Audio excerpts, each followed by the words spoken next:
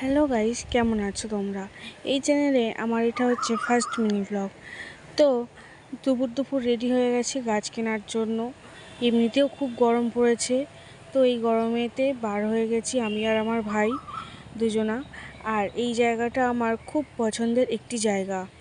যারা হারোয়ায় থাকো তারা তো চেনো এই জায়গাটা কোন জায়গা। তো এই জায়গাটাতে বসতেও ভালো লাগে আর দেখতেও খুব ভালো লাগে। প্রকৃতির একটি আলাদাই রূপ এই জায়গাতে।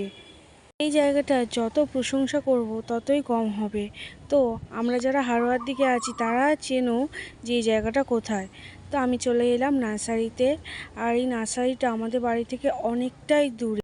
প্রথমবার নার্সারিতে এসে আমার তো খুব মনটা খুশি হয়ে গেল। আর এত এত গাছ দেখছি যেন মনে হচ্ছে সব গাছ পারলেই নিয়ে চলে যাই। তো আমি ফোনে যেমন যেমন আম গাছ দেখছিলাম তেমন তেমন আম গাছই ছিল। তো এই আমটা পুরো আমি ফোনে দেখেছি। এই আম গাছটার নাম যেন কি একটা খটোমটো নাম, আমার মনে নেই। তো যাই হোক, এই আমগুলো আমি আগে ফোনে দেখতাম আর এখন চোখের সামনে দেখছি।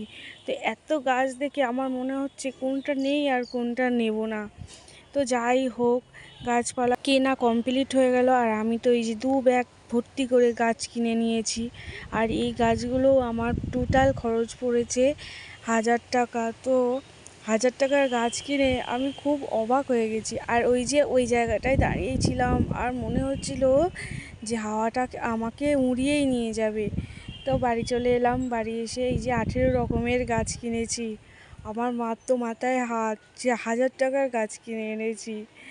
তো 1000 টাকার গাছ কেনার জন্য এই যে বালতিগুলো কিনেছি। যেহেতু টবের দাম অনেক, টবের থেকে এই বালতিগুলো অনেক বেশি আমার ভালো মনে হলো। তো টাটা।